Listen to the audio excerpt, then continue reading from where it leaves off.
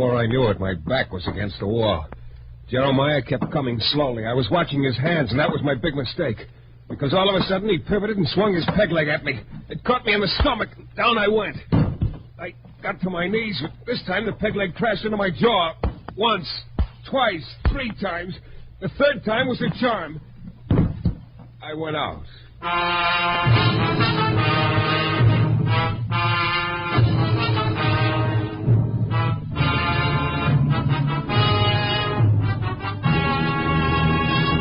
The New Adventures of Michael Shayne, Private Detective, starring Jeff Trent. Michael Shayne, reckless, red-headed Irishman, is back again in his old haunts in New Orleans. This is your director, Bill Russo, inviting you to listen to another transcribed episode, which we call The Case of Tahlani's Tears.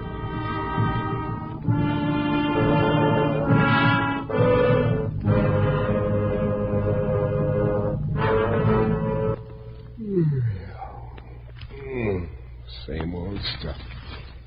Never anything new in the papers anymore. Oh, well, it's time for dinner anyway.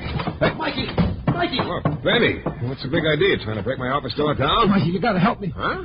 Yeah, I'm in trouble. Oh, so you're in trouble, Benny. That's news? Oh, you don't get it, Mikey. This is big trouble. I tell you, you gotta help me. There'll be something in it for you, too. Oh, no, not that again. Huh?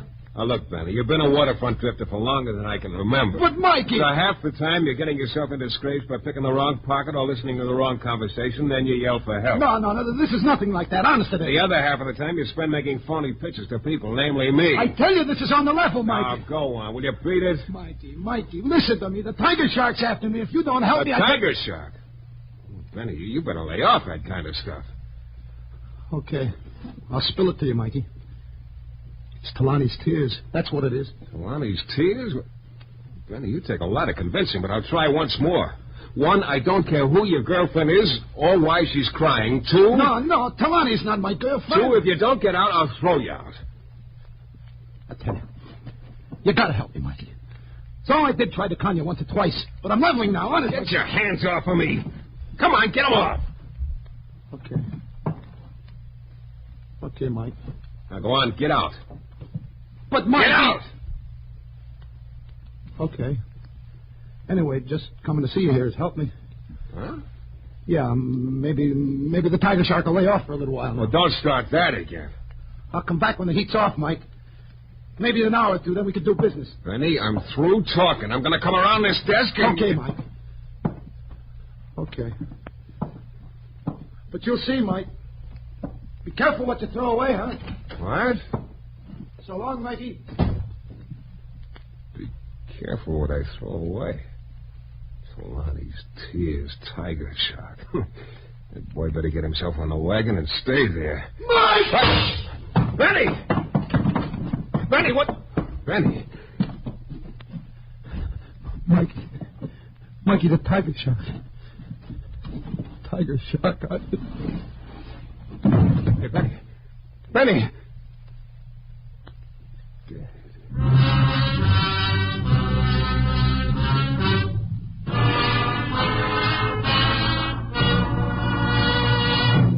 In a moment, we'll return to the New Adventures of Michael Shayne and the Case of Tahlani's Tears.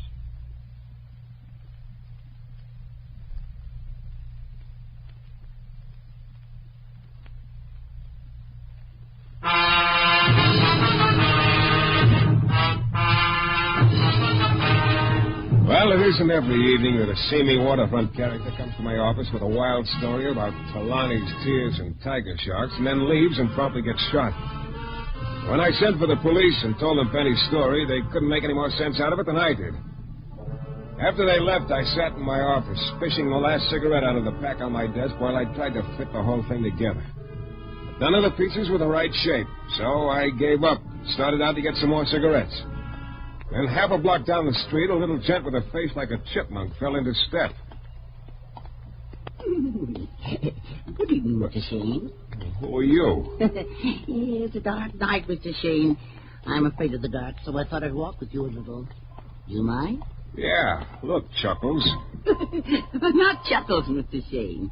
Alex. My name is Alex. Okay, Chuckles, now beat it. Mr. Shayne, you have something which I wish. Please give it to me. What are you talking about? Oh, you know what I'm talking about, Mr. Shayne. Oh, yes, indeed. Look, I'm in no mood for riddles. Shove off. Mr. Shayne, I do not think you like me, Mr. Shayne. Nobody likes me, I guess. I can understand that without much trouble. But I do have one friend, Mr. Shayne. Congratulations. Yes. He is right here with me. My knife. And all of a sudden, the knife was headed for my ribs. I brought my elbow down hard and it hit his wrist just in time. The knife cut through my coat and the flat of the blade slid across my back. It was cold. Alex jerked his hand back for another try, but he never made it because right then my fist landed between those chipmunk cheeks. His knife flew into the street and Alex bounced off the wall behind him. He shivered a little and started to sag, but as I started toward him, he suddenly darted into an alley and disappeared. So I headed back for my office. I was one bewildered guy. All of a sudden, life was full of surprises, like the one that was waiting for me in my office. This surprise had black hair, green eyes, and a very red mouth. Hello, Michael. Oh. Hello, who are you? Margot. Yeah. You know, you're the best news I've had all evening. Thanks. I hope you'll turn out to be good news for me, Michael. Look, would you mind telling me why I'm so popular all of a sudden? You're very good looking. Thanks, but I'm pretty sure my manly beauty isn't what brought you around. Michael, did a man named Benny come to see you? Yeah, why? What did he want? What did he say to you? Well, Wait a minute. How come you're so interested in Benny, Margot? Where do you fit into this deal? Benny stole something that belonged to me, Michael. Well, what was it? I don't know. Huh? But I think you have it now. I have it. Well, now, look, I've had nothing but double talk thrown at me all evening, and I'm sick of it. But really, I don't know what it was this man Benny stole from me, Michael. It was a small package, I think. You think? Yes. Michael, do you have any idea at all where Benny went after he left here? Yeah, I got a very good idea. He went to the morgue. You mean he's dead? Very. But how? Murdered. I don't know who killed him, and I don't know why. Oh, maybe I'll never know what it was he stole from me. Now, wait a minute. I still don't get what you mean by that. I'll tell you all I know, Michael. It isn't much. Okay. Hey, look, you get a cigarette? Uh-huh. Yeah. Thanks. Started out to get some a while ago, but I never quite made it. Here's a light. Thanks. Oh, what? Never seen eyes quite that green in all my life. You're an authority on the subject, Michael. Well, at times, namely now, I'd like to be. Oh? The story you were going to tell me. Oh, yes.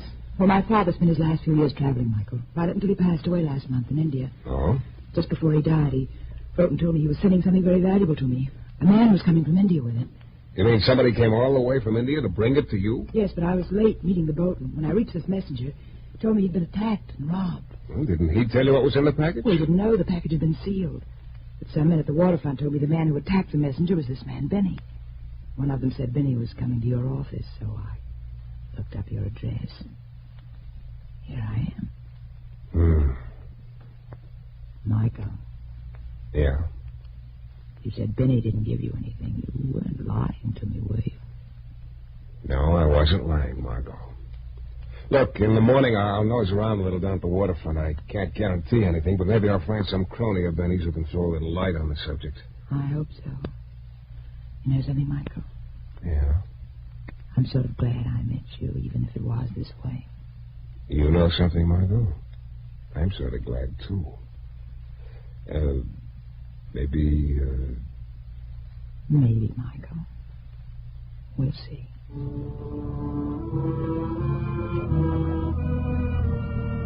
I sat at my desk for maybe 5 minutes after Margot left, trying again to remember if Benny had said anything that might make sense.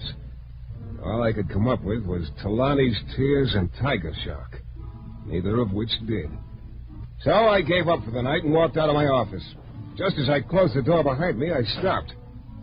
Coming slowly down the hall toward me was one of the biggest guys I'd ever seen. On his head was a wool stocking cap. He had a peg leg, and his voice was like an overworked foghorn. Well, good evening, Mr. Shayne. Good evening. My name is Jeremiah. Oh, no, not again. What's that, Mr. Shayne? Look, don't tell me I've got something you want. I don't know about that, Mr. Shayne. Come along, let's get underway. Huh? The skipper wants to have a little chat with you. Oh? Just who is the skipper? Mr. Sick is his name. Mr. Sick? That's right, Mr. Shayne.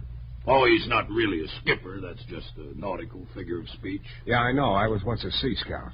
Just what does this guy Sick have on his mind? Mr. Shayne, all I'm to do is navigate you to Mr. Sick. It's up to him to tell you what he has on his mind. Oh? Well, look, Jeremiah, supposing I decide I don't want to have a chat with Mr. Sick, what then? Well, Mr. Shayne, with this belaying pin I've got in my hand, I think I could stove in your skull like an eggshell. Then I could trice you up like a furled mainsail and lug you there under my arm. Yeah. Yeah, you probably could and would. Okay, Moby Dick. Let's go.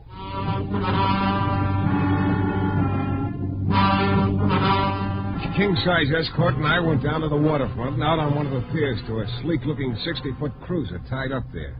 We went aboard and down the ladder to a very luxurious cabin. And there was Mr. Sick, who was without a doubt the flabbiest-looking gent I'd seen in a long time. Good work, Jeremiah. Good work. Good evening, Mr. Shayne. Hello, Mr. Sick. Would anybody mind telling me what this is all about? Not at all, sir, not at all. It's very simple. There's something which I desire. You know something? This is only the third time tonight I've heard that little refrain. It's getting sort of monotonous. The difference is, Mr. Shayne, that I intend to be much more persuasive than anyone else. Oh, now, look, before you toss any polite threats this way, maybe you better tell me just what it is I've got that you want. Obviously, the tears of Tahlani. The what? Mr. Shayne, I seldom repeat myself. I will make an exception in your case. It is the tears of Tahlani which I desire and will have. Maybe Benny was making more sense than I thought. Sir? Oh, Skipper. Look, just what are the tears of Tahlani? Your pretended ignorance amuses me, Mr. Shayne. So I'll indulge it. Tears of Tahlani, as you know, are 6 matched and priceless rubies. Huh? Tahlani was an ancient Indian goddess. The rubies were kept in a shrine and guarded by a native priest. That is, until they were stolen. I see. Now, just where do you come in, Mr. Sick? Let us simply say that I'm a collector, my dear sir. Huh? A determined collector. When there is the air of forbidden fruit involved, my determination knows no bounds. What do you mean, forbidden fruit? Well, legend has it there is a curse on the rubies. The priest who was killed while guarding them told his attackers they would not profit by their sacrilegious theft. It is told he even smiled as he was being killed. Sounds like a pleasant pastime, robbing shrines. The initial theft of Tahlani's tears does not interest me, Mr. Shayne.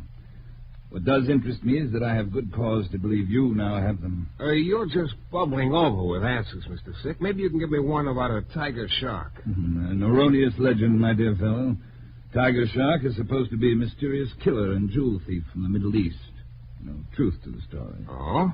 Enough of this question and answer game. Rubies, please. Well, look, this may come as a shock, but I don't have them. Mr. Shayne, to refer to my previous dissertation on the art of persuasion. I still don't have them, Mr. Sick. I do not intend to waste time, sir. The rubies at once. Look, I can't give them to you if I don't have them. Must I ask my friend Jeremiah here? For the last time, I tell you I don't. Very well. Jeremiah, you may proceed at will. The big guy started for me. I edged away. I was trying to locate the door out of the corner of my eye. But before I knew it, my back was against the wall. Jeremiah kept coming slowly. I was watching his hands, and that was my big mistake. Because all of a sudden, he pivoted and swung his peg leg at me. It caught me in the stomach, and I went down. I got to my knees, but this time the peg leg crashed into my jaw. Once, twice, 3 times.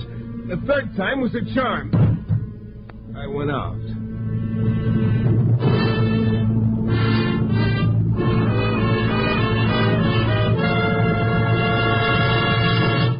In a moment, we'll return to the new adventures of Michael Shayne and the case of Tahlani's tears.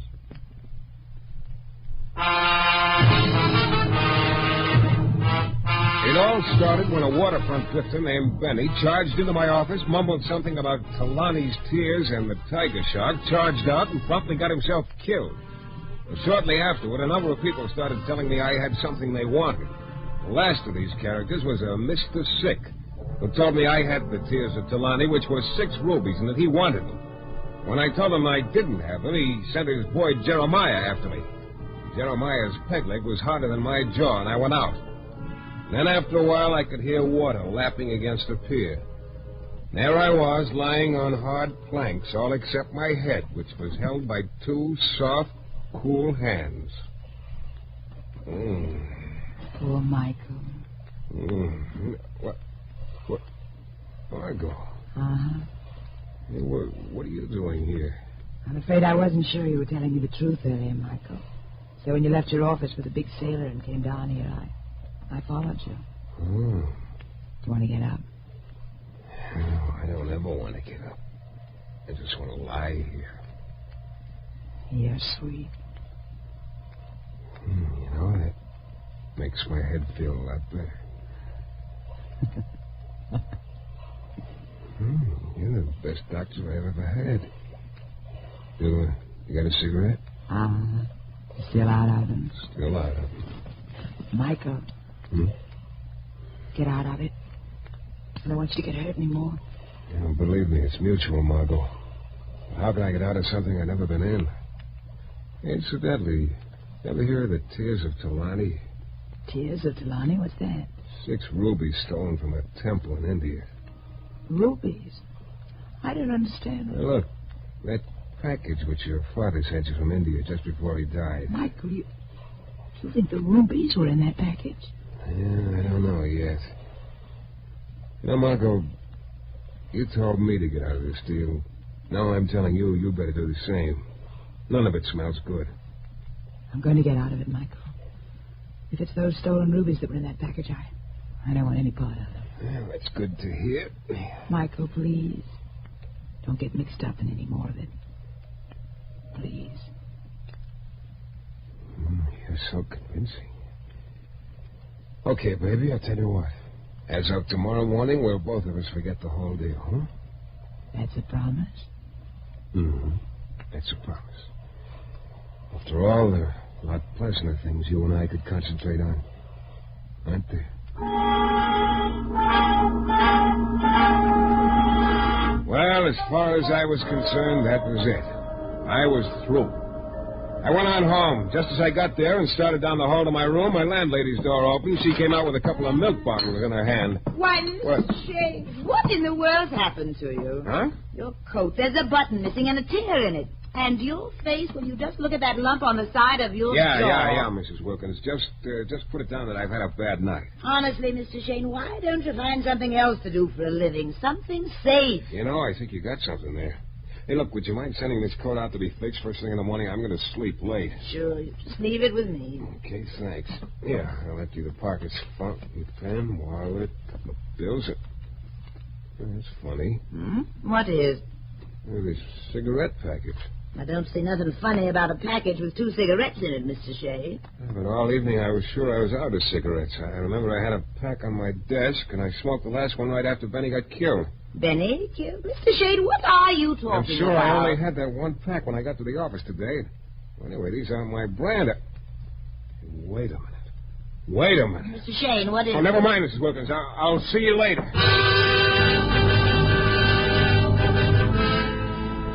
It had hit me all of a sudden. Benny had grabbed my arm while he was in my office. He'd slipped the cigarette package in my pocket then. And he told me to be careful what I threw away.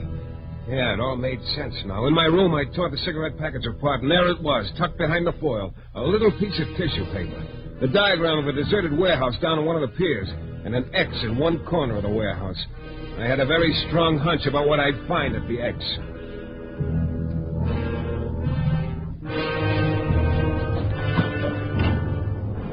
I let myself into the warehouse a little after midnight. It was dark inside.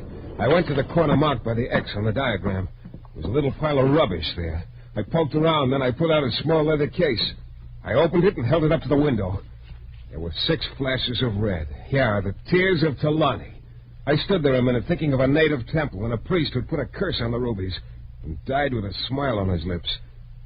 Then I quit thinking about anything because I heard a sound. Somebody was opening the warehouse door.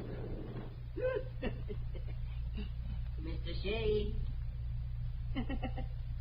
You're in here somewhere, aren't you, Mr. Shayne? I'll find you, Mr. Shayne. Yeah, it was Alex, the giggling knife thrower. He was silhouetted against the open doorway for a second, and then he started slowly across the warehouse toward me. I began circling around to my left. My idea was to try and get past him to the door, and then I stumbled into a crate. A knife plunked into the wood an inch from my ear. Well, at least my boy had lost his sting. I straightened up, and it almost cost me my life. And then I realized Alex probably had a year's supply of cutlery with him. So I started circling again, and this time I didn't make any noise. Finally, I got to the open door and eased outside. But as soon as I hit the pier, something very familiar came flying through the air at me. It was Jeremiah's peg leg. Oh! Well, now, Mr. Shayne, you shouldn't be trying to leave in such a hurry. There! Oh! This hammerlock ought to keep you nice and peaceful, Mr. Shayne. If you move, your arm will snap like a masthead in a hurricane. Jeremiah, you... Don't try to talk just yet, Mr. Shayne.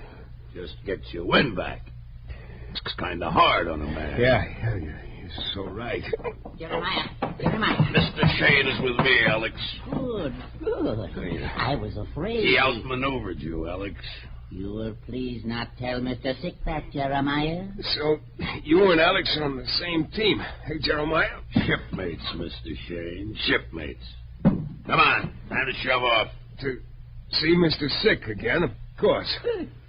Of course. And with that small package that's sticking out of your pocket, Mr. Shayne, I can tell you'll be a very welcome visitor. Come along. So I came along. I didn't exactly have much choice. But much to my surprise, we didn't go to Mr. Sick's boat, but to an apartment a few blocks away from the waterfront. Mr. Sick was waiting for us there with a broad, yellow-toothed grin splitting his purple lips. And now, Mr. Shayne, kindly hand me that leather case. Okay. At last. You will be happy to know you've saved Jeremiah's life, Mr. Shayne. What do you mean? It was Jeremiah's blunder which lost us the map to your friend Benny. I don't get it. We've been on the trail of these rubies for some time. Jeremiah finally persuaded the original thief to give him a map showing him where the rubies were hidden. Then he was careless enough to lose it to Benny before we'd even gotten a look at it. I see. I do not tolerate blunders. If Jeremiah had cost us the rubies, he'd have paid with his life. Well, you tell him I'm very happy for him, Mr. Sick. Oh, but I do not intend to see him again, Mr. Shayne. Or Alex, for that matter. Oh, you're quite the cagey kid, aren't you? A quaint way of putting it, but fairly accurate. So this jewel thief and killer called the Tiger Shark is just a legend, huh? Oh, I could see you were not convinced earlier this evening when I told you there was no such person. Yeah. Well, you don't mind me asking one more question? Not at all. What happens to me? Mr. Shayne, within the minute you will discover that any encounter with a tiger shark is inevitably fatal.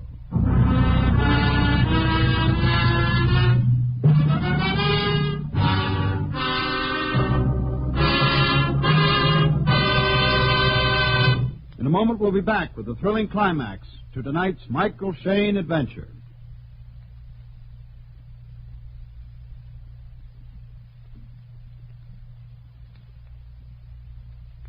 Well, there I was in Sick's apartment. I'd handed over the rubies, and according to him, I was about to hand over something else. Namely, my life. Mr. Shayne, time is a fleeting thing. And right now, it is a luxury which you can no longer afford.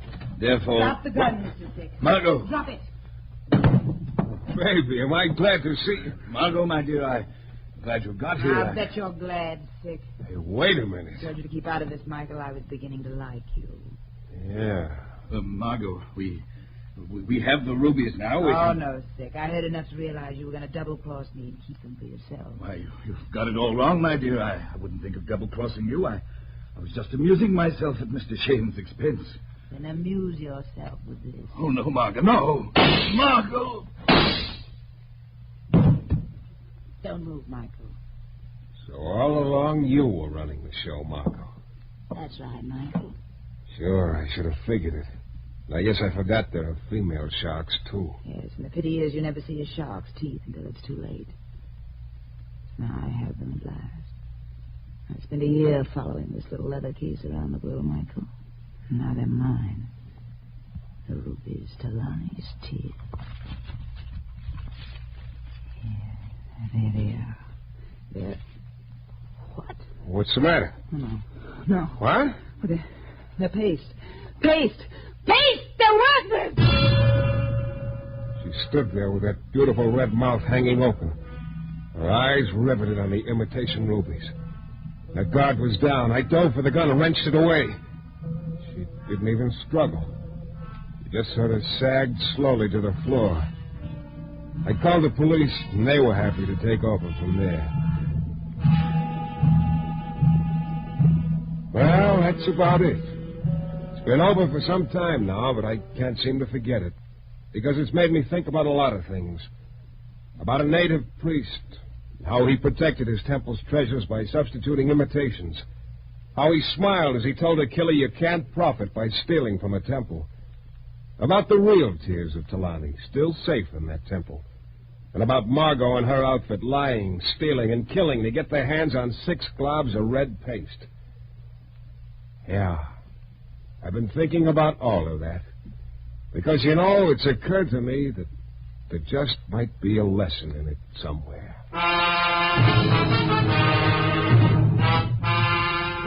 This is your director, Bill Russo, again. Our story is based on characters created by Brett Halliday and written by Bob Wright. The music is composed and conducted by John Duffy, and Michael Shayne is portrayed by Jeff Chandler. The New Adventures of Michael Shayne is a Don W. Sharp production, transcribed in Hollywood and distributed exclusively by the Broadcasters Guild.